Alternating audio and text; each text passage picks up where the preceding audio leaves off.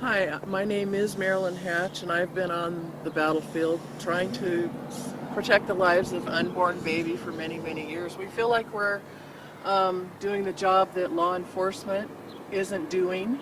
They're called to protect and serve, and they're not doing it. They go for Roe versus Wade. Okay, so Blue Mountain Clinic here in Missoula, they've been killing babies for many, many, many, many years. And at one point, pro-lifer burnt down their clinic, but it wasn't us. And they've tried to bring injunctions against me that don't have my name on it. And the police have been called many times. Recently, the police have been called because they don't want me to speak out here, and they don't want me to be on the sidewalk. They have a so-called bubble law here that is very vague, and we are challenging, and it's a 36-foot, 8-foot thing, and now they have the stay-at-home order that the governor has given, and I believe we're essential out here. Law enforcement isn't doing their job, the legislature isn't doing their job, Congress isn't doing their job. Murder is on the books no matter where you look, and these children are people, and this needs to end. It's been going on for 47 years. 63 million babies have been murdered at Blue Mountain Clinic. If they were doing abortions today, it looks like they are closed today. Normally today they would kill about 20 people. And so if they were to go through with abortions today, it would be a total of 280 people killed at this place since the beginning of January. And everybody's freaking out about the coronavirus right now, and we're supposed to stay home, and we're supposed to wear masks. And yet these people, as far as we knew, I mean, up to last Wednesday, they were open, and we heard abortion clinics were open.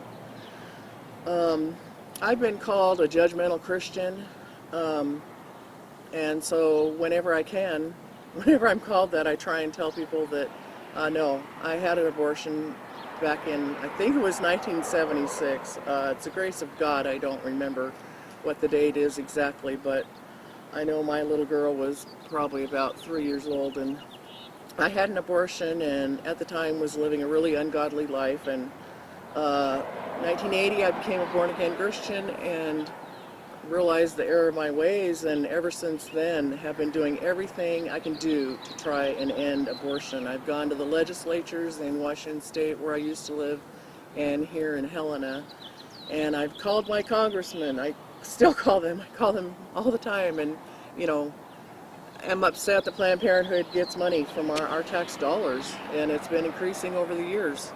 And anyways, of all the things I've ever done, abortion was the thing that just stuck with me, and the regret is so horrendous, and that's why I'm out here, you know, trying to help the women, offer them alternatives. We have crisis pregnancy centers.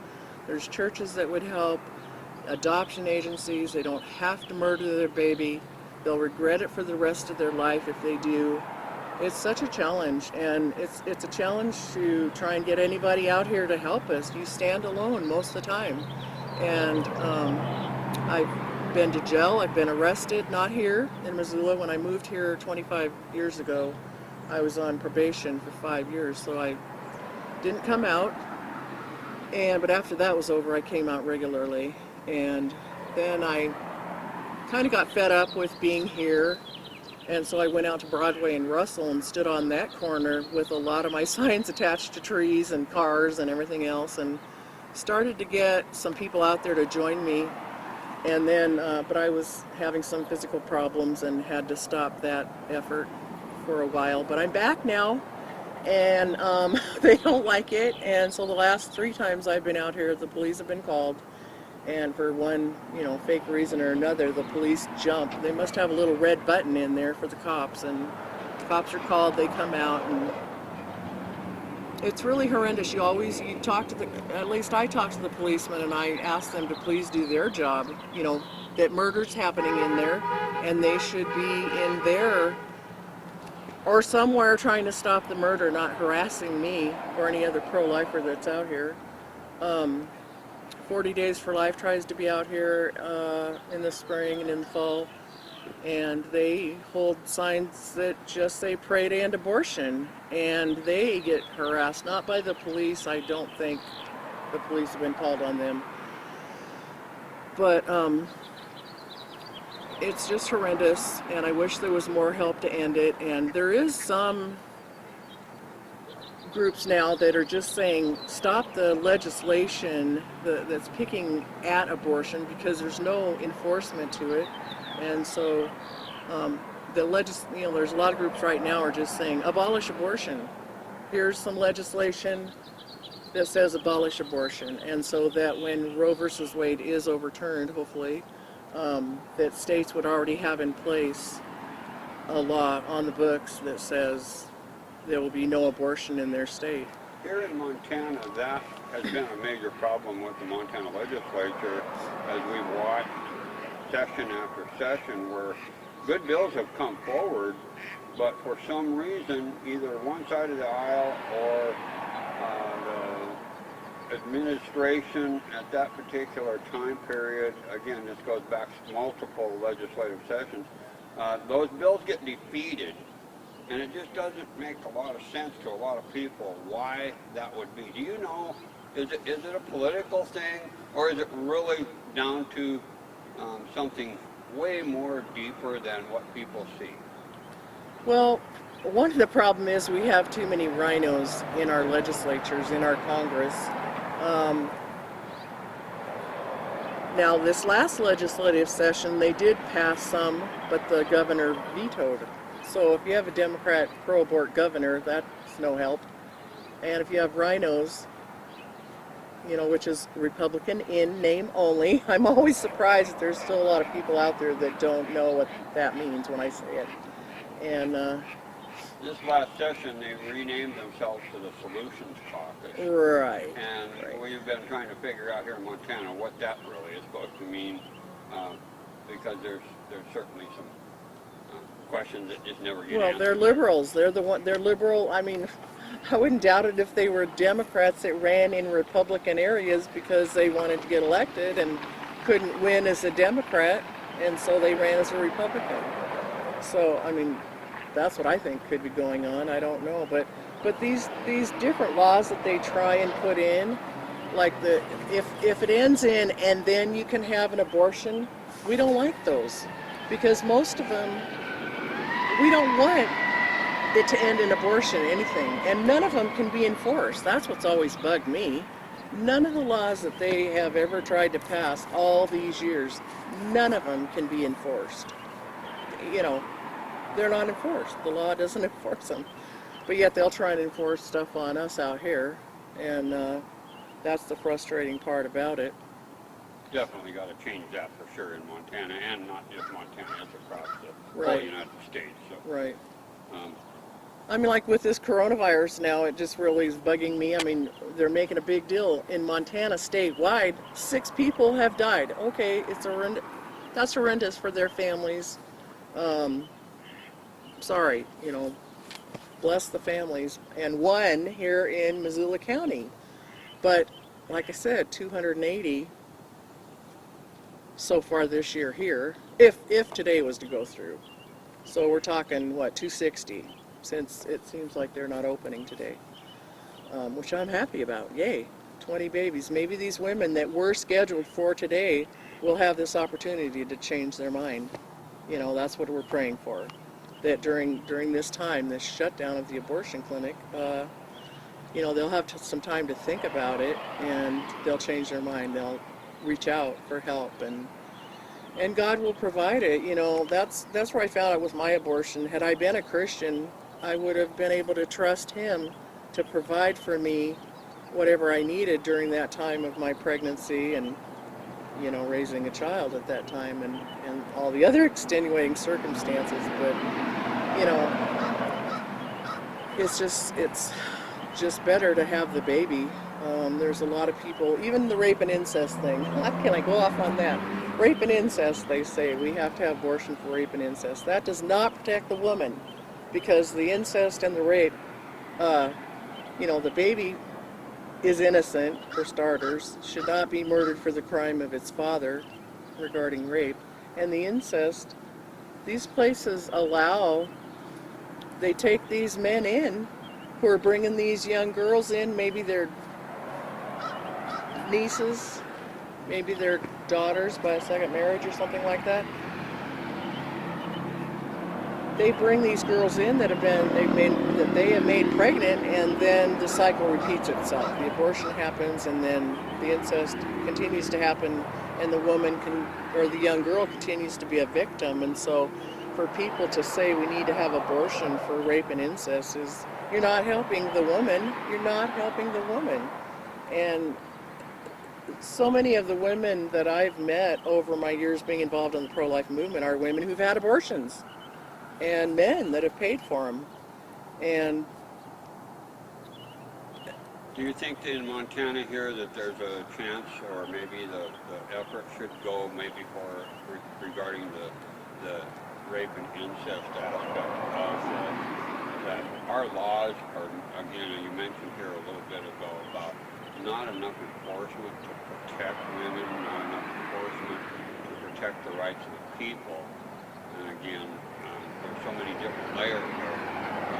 And there's legislation that you would hope or that you know of that would be key to focus on here in Montana with the 2021 legislature coming closer every day? well, maybe enforce rape. Go after the rapists. I really don't ever hear that. You know, we have for years just said the woman can get an abortion. You know, everybody has accepted that, and we shouldn't accept that. We should say go after the rapist. And you know, I've even asked that question when gals have come in here, because you know, I've said, were you raped? You know, as the guy is taking her in to get an abortion, he's the obvious, you know, guy that's going to pay the bill. He's brought her, you know, like, were you raped? I mean, obviously not. Obviously not. And that's the thing that's so frustrating is we're told that abortion is for rape and incest. Well, no. You know, that's a minuscule part of the abortions that are taking place. The majority of them are just for convenience, and that's the we hear a lot of times really, I guess you could say, an escape valve for young folks. A lot of times because of the lack of learning in school, the lack of personal responsibility. right. And so, yes, I think that's one of the areas that we need to work on from what we're hearing. Yeah. So do you think there's... They're using it for birth control, and they said they wouldn't. And we know they would. We knew they would. And they've got birth control. And so why aren't they using it? Well, people don't take responsibility. That's the bottom line. Abstinence has been put on the back burner. Right. And abstinence, as Rush Limbaugh says, works every time it's tried. And It's successful. There's a track record there. yeah, It works. abstinence works every time it's tried. But yet, you know, it's just like when Nancy Reagan said, you know, just say no to drugs, she was mocked for that. You know, and so now we have this big drug addiction problem, and the taxpayers, again, we have to foot the bill. And it's just a frustrating thing all around. Because you're alone.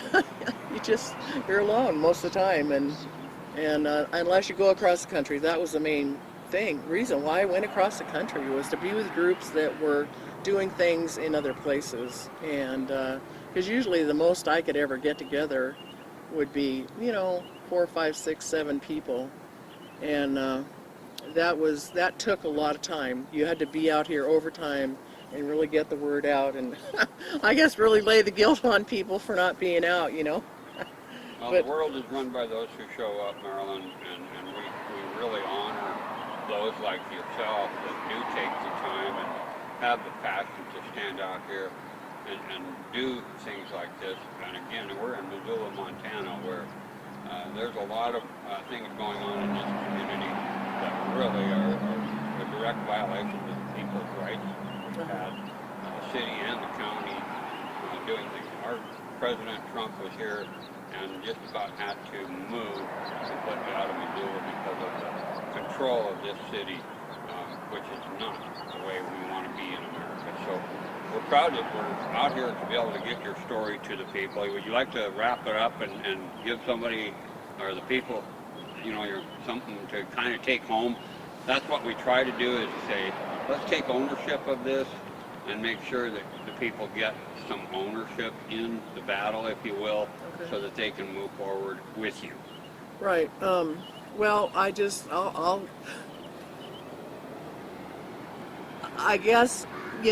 okay, the bottom line is these babies are created in God's image, and we have a responsibility to get out here and protect their lives. He made them for with a plan and a purpose, and their innocent blood is being shed here every single Wednesday, and except for today, they must be obeying the stay-at-home order. I don't know, but yeah, these babies, we've been told to rescue those that are being led away to the slaughter, and I just feel like, God is going to bring just horrendous judgment on our country with 60 million babies being killed. Since Roe versus Wade, that's 47 years, and I would just beg and plead people to start looking at this issue more closely. There's a lot of groups out there trying to abolish it totally, and I think we should do that. That's where I'm at. Abolish abortion. There's lots of websites that are putting that out there now, and I just think God would be honored and praised and glorified at our efforts to do that, and that should be our goal. And wherever there's an abortion mill, go out and hold a sign, make a sign, hold your Bible, pray, do something, call your legislature. Speaking of one last thing, Marilyn, when we went through the 2019 legislature, the legislature passed the Medicaid expansion bill, which was against the will of the people. And then they also included abortion in that bill, just being, like you said, talking about taxpayer dollars going into this. We got to really see, from what we're hearing, a more proactive approach in the legislature this coming next session. We have an opportunity to build on those that were there standing for the people. We'll continue seeing that growth. So, I mean, we have blood on our hands if we don't do something. there you go. So that's the bottom line. We're all going to be held accountable one day for what we've done and what we haven't done. So that's a wrap, I guess. Okay.